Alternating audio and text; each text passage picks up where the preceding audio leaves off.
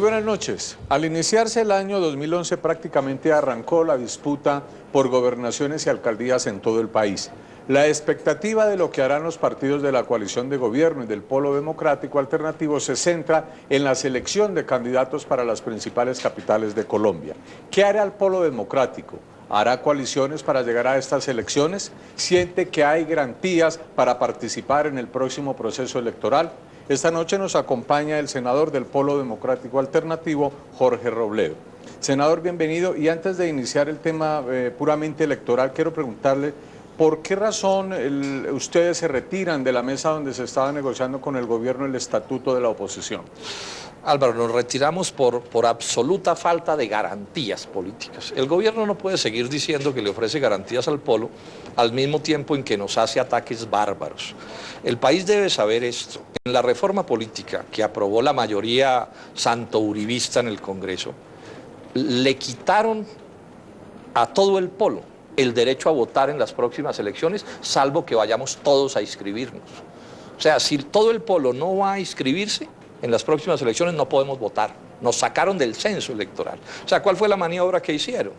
Determinaron que el nuevo censo electoral, o sea, los ciudadanos que tienen derecho a votar, estará constituido por quienes votaron en las elecciones del 20 de junio. Y resulta que todo Colombia sabe que el Polo, en un derecho legal, decidimos no votar ni por Juan Manuel Santos ni por Antanas Mockus. Luego, si yo mañana quiero ir a votar, no puedo votar donde tengo mi cédula escrita desde hace 20 años porque me borraron. Me tocaría irme a inscribir nuevamente. Ahora, inscribir 1 millón, 1,5 millones de personas en unas cuantas semanas es prácticamente imposible. Entonces, en protesta nos retiramos de esa comisión y le hemos enviado una carta al presidente Juan Manuel Santos diciéndole que objete el artículo 47 porque es inconstitucional, porque es inconveniente, y llamando la atención sobre una cosa. Es una monstruosidad que se le haga un ataque tan duro al único partido de oposición que hay en Colombia. ¿Cuáles son las garantías que tienen? O sea, el gobierno nacional no resiste la voz de unos cuantos dirigentes del Polo diciéndole al pan, pan y al vino, vino. Senador, la explicación del gobierno es que hay que depurar el censo para eliminar del mismo a las personas fallecidas, a los miembros de las fuerzas militares. ¿Ustedes no quedan contentos con la explicación que ellos dan? ¿Y por qué razón durante la discusión de ese proyecto de reforma política ustedes no objetaron ese artículo? A ver, digamos esto, la reforma al censo no solo saca del censo a los muertos, eso pues que lo saquen, ese no es el problema, no es que nos saques a los vivos. O sea, los vivos son los que organizaron la cosa para impedir que nosotros podamos votar. Por decir, para poner un ejemplo, con que simplemente hubieran dicho que el censo lo configuraban no los que votaron en las últimas elecciones, sino los que votaron en las elecciones del 30 de mayo, no nos hubieran sacado. Fíjense que ustedes buscan la fecha que les servía para sacarlos. Ahora, ¿qué sucedió? Esto fue un asunto que adelantó la coalición oficialista en el Congreso, digamos que a las escondidas, digamos que a nosotros se nos pasó el asunto. Y ellos no hicieron ni el menor esfuerzo porque el país lo conociera. Los medios de comunicación de esto no hablaron. Yo inclusive estoy agregando otra pregunta. Esto vuelve facilísimo aprobar un referendo en Colombia. ¿Por qué? Porque al reducirse el censo a la mitad, ya no se necesitan 7 millones de pesos para pasar 7 millones de votos, perdón, para pasar un referendo, sino 3,5. Entonces yo hago una pregunta y la hago con toda claridad. ¿Qué quiere el doctor Santos aprobar a través de un referendo en su beneficio? ¿Qué quiere aprobar? ¿Por qué no cambiaron también el porcentaje mínimo de ese umbral? O sea, el país está al borde de quedar en unas condiciones en que cualquier presidente de la República puede aprobar mediante referendo lo que se le antoje, contraviniendo el propio espíritu de la Constitución Nacional. Entonces, repito la pregunta, ¿qué quiere el doctor Santos y el doctor Germán Vargas Lleras aprobar mediante un referendo donde va a ser facilísimo pasar el umbral? Cuando ustedes critican este artículo, les dan una solución, que nuevamente los militantes del Polo que no participaron en la pasada elección inscriban su cédula y automáticamente quedarían habilitados para votar. ¿No les satisface? No, de ninguna manera. Primero porque estamos hablando de un derecho. O sea, que hay un debate de principios, de derechos, que a uno no lo pueden sacar abusivamente de un censo. Es decir, yo estoy vivo, he ejercido mi derecho todo el tiempo. ¿De cuándo acá puede el gobierno nacional sacar a Jorge Enrique Robledo del censo electoral porque se les antojó? Primer problema, un problema de principios. Y segundo, la casi totalidad de quienes fueron sacados del censo ni siquiera saben que lo sacaron.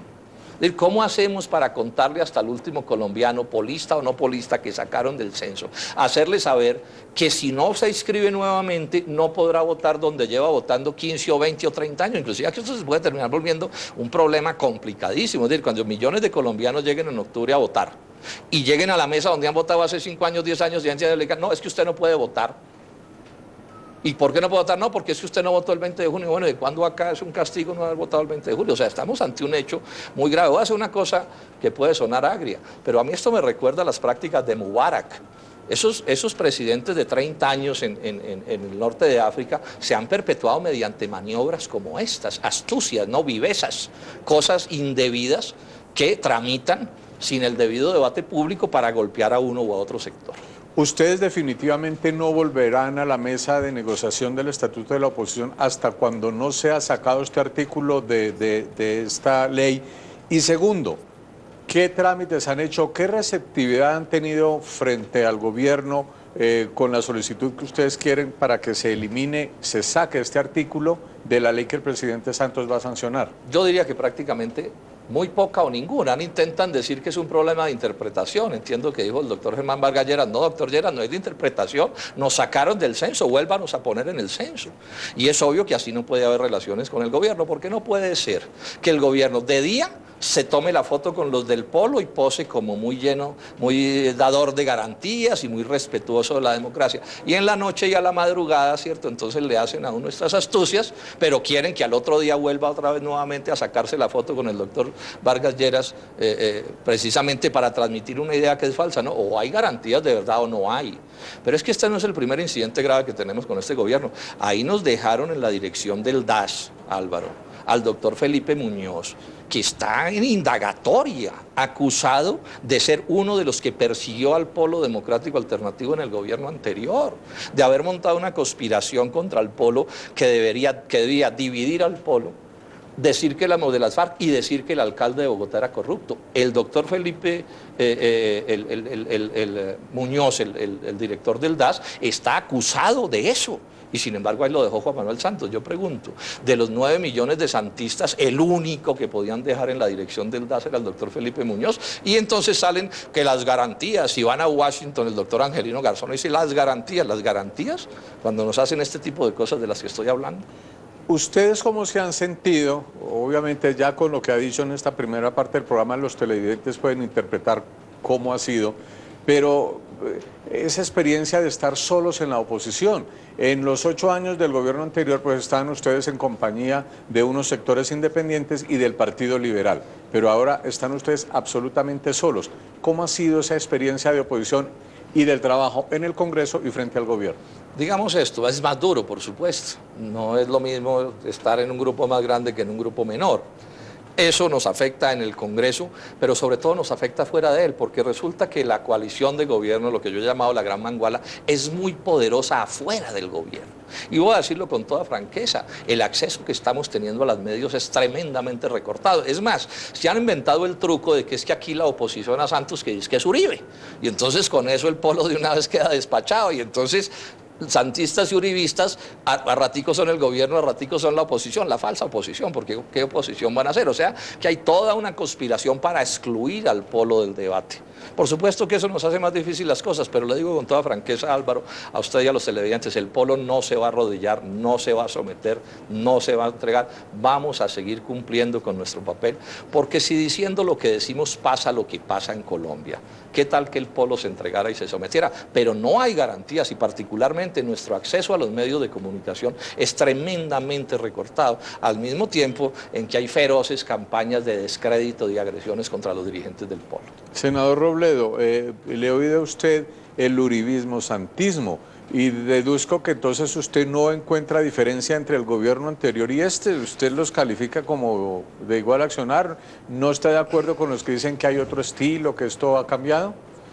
Digamos que nadie es idéntico a nadie, Álvaro. Nadie, ni los gemelos, los hermanos gemelos son idénticos. No. Pero el punto es si en los asuntos fundamentales hay diferencias entre Álvaro Uribe y Juan Manuel Santos. Yo creo que no las hay. Y particularmente en el Congreso, todo lo han votado como hermanitos, como gemelos. Entonces yo no he sabido cómo catalogarlos, si el uribosantismo o el santo uribismo, cada uno puede escoger como quiera, pero en el fondo son lo mismo. Ahora, ¿cuál es el truco? Por supuesto que el truco tiene que ver con que Santos tiene que presentarse como distinto a Álvaro Uribe, y los santistas uribistas tienen que ayudar en ese cuento, porque pues el descrédito de Álvaro Uribe es descomunal en Colombia y en el exterior. Entonces tendría que ser bobo Santos, y no lo es, por supuesto, para salir pues abrazado a toda hora con Álvaro Uribe. Pero en el fondo de los asuntos, en los temas económicos, los famosos tres huevitos: confianza inversionista, seguridad democrática y cohesión social, son idénticos. En el Congreso, repito, todos lo votan juntos, pero el truco, claro, es presentarse como distintos, sobre todo en un momento en que entramos a campaña electoral, porque si los de la U, los conservadores, los de Cambio Radical y los liberales se van a las regiones a decir que son igualitos, entonces ¿cómo hacen la campaña electoral? Tienen que presentarse como distintos y sacar banderas y trapos de colores y todo para poder confundir. Pero repito, la frase es perfecta. Lo que pasa es que tengo una duda, no sé si es el uribosantismo o el santo uribismo, porque pues, pero finalmente se trata de lo mismo. Algunos columnistas han escrito en las últimas semanas que la desunión del polo y los problemas internos han atentado contra que este partido se constituya en una verdadera alternativa de poder, pero más aún que la oposición que ustedes están haciendo en este momento sea más fuerte y que genere más resultados. ¿Usted qué piensa de eso? Sí, sin duda que los problemas internos del polo nos crean problemas, y si dirigentes importantes hacen una campaña feroz contra nuestro partido, a destruirlo, a despedazarlo, a acabar con la honra de todo el mundo en esta organización, pues por supuesto que eso nos hace daño. Y si los medios de comunicación aupan eso, en Colombia la mejor manera de que alguien del polo pueda hacer una rueda de prensa exitosa es: diga, voy a hablar mal de otro del polo, y llegan como abejas a la miel los medios de comunicación. Eso hay que decirlo con toda franqueza, y eso por supuesto nos hace daño. Pero la pregunta no es tanto si eso nos hace daño, que es evidente. La pregunta es si el polo resiste, ¿y soporta la ofensiva, etcétera. Yo les digo eso: el polo resiste la ofensiva, el polo va a pasar esta prueba. El polismo sabe que no nos atacan tanto por nuestros errores, y hemos cometido errores, sino que nos atacan es por nuestros aciertos. Lo que detestan de los dirigentes del polo no es tanta las cosas que de pronto hayamos hecho mal, sino las cosas que hacemos bien, es decir, estar siempre del lado de los débiles, por el progreso del país, hablar de la soberanía, de la democracia auténtica, de los TLCs, de los derechos de los trabajadores, de la vida de los campesinos, de oponernos a la violencia. Eso es lo que nos detestan. Si el polo se volviera santista, todos nuestros problemas en ese sentido se arreglarían, porque seríamos uno más de la gran manguala y nos cubrirían pues con ese manto. Pero por supuesto que eso no lo vamos a hacer, y yo estoy seguro, y lo vamos a probar en las próximas elecciones, que el polo va a salir fortalecido, porque también digamos esto con precisión, Álvaro, a los partidos le pasa como a los barcos, no se prueban en la calma, sino en plena tempestad, ¿cierto? Y el polo, esto que nos ha pasado no es fácil, pero esto tiene un encanto: nos tiembla, nos fortalece, ¿cierto? Deja claro quién es capaz de soportar las dificultades, y en eso, en esta Junta Nacional que vamos a tener este fin de semana, va a quedar probado que el polo está unido, que es un partido vigoroso y que vamos para adelante. ¿Dónde quedaron esos grandes debates que protagonizaban usted y otros senadores del polo, debates en el Congreso de control político? ¿Tiene que ver con lo que usted denomina falta de garantías, o es que en este gobierno no ha habido tema como para montar esta clase de control político en el Congreso? Digamos que hemos hecho una serie de debates importantes en el Congreso. Yo particularmente, los demás congresistas del polo hemos estado muy activos, debates en las comisiones, en las plenarias. Ahora, lo normal en la actividad parlamentaria es que, digamos, uno haga 10 debates y uno de pronto suene duro. Sí, eso digamos, si usted mira, yo tengo un récord, probablemente yo sea el senador que más debates ha hecho en la historia del Congreso en Colombia. Yo debo estar, yo no sé, en 80, 85 debates de control político. Y si usted mira, Álvaro, han sonado 2 o 3, pero se han hecho todos. Entonces, digamos que ahí vamos como debemos ir, y estamos teniendo una participación bien importante, de eso estoy seguro. Ahora, volvemos a lo mismo, hay un interés no de todos los medios, pero de medios que son fundamentales y decisivos en esto, en ponerle la sordina al polo. Es decir, el doctor Uribe o el doctor Juan Lozano, cualquiera de esos, dice cualquier cosa sobre cualquier cosa que no vale la pena, y eso sobran las cámaras, ¿cierto? ¿Sí? Y el Polo Democrático Alternativo plantea un debate de fondo sobre temas cruciales y difícilmente aparecen los periodistas. Eso lo digo con toda cordialidad, pero con toda franqueza, porque, bueno, se trata de que somos el partido de la oposición. ¿Por qué no tenemos la posibilidad de expresar en los medios de comunicación lo que decimos? Posibilidad que sí le dan todo el día a don Germán Vargas Lleras, a don Pedro Pérez, a don Juan Rodríguez, a todos los que son el uribosantismo o el santo uribismo. Bueno, vamos a hacer una pausa, senador Robledo, y cuando regresemos hablamos de la próxima campaña electoral y cómo se la jugará el Polo Democrático con sus candidatos en las principales ciudades del país. Ya volvemos.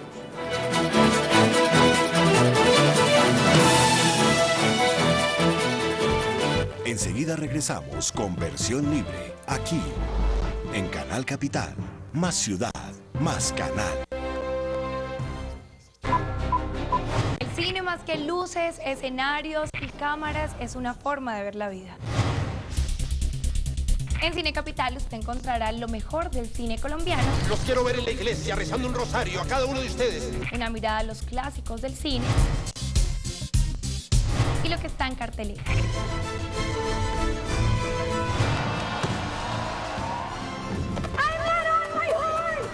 Cine Capital es el nuevo espacio del canal dedicado a difundir el trabajo de los realizadores colombianos.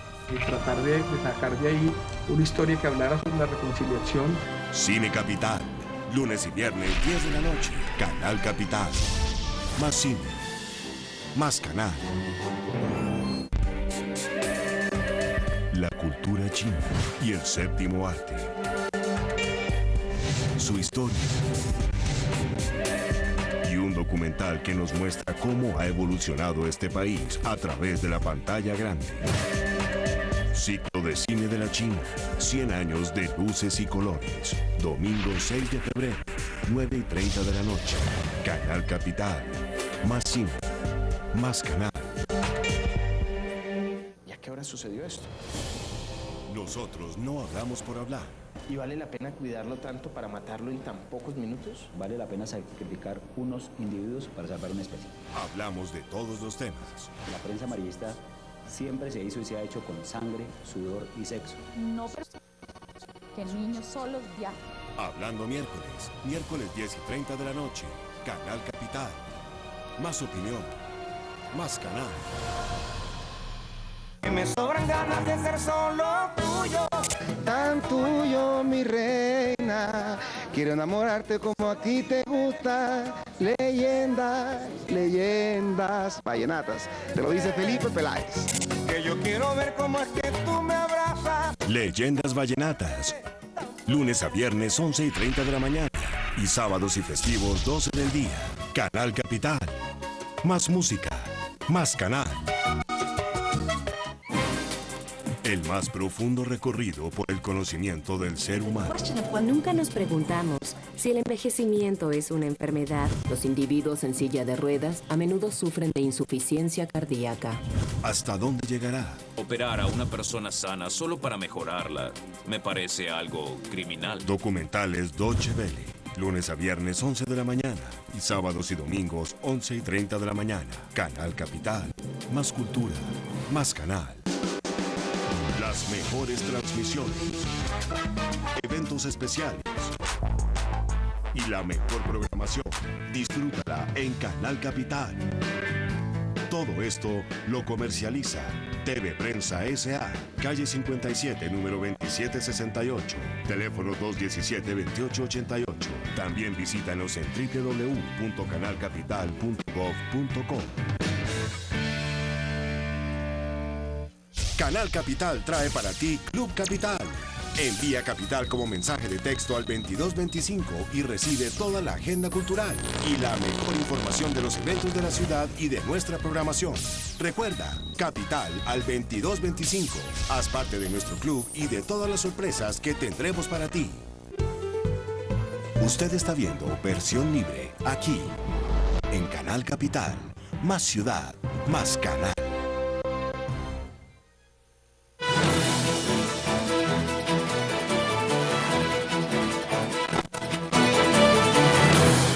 Esta noche en versión libre el senador del Polo Democrático Alternativo, Jorge Robledo. ¿Ustedes son conscientes que la división del Polo y la situación política que usted ha descrito anteriormente en el programa podría atentar contra unos buenos resultados de ustedes en la próxima campaña electoral? Nos afecta, pero vamos a tener unos buenos resultados. Este fin de semana, le decía hace un momento a Álvaro, vamos a hacer la dirección nacional del partido. Somos 250 dirigentes del partido.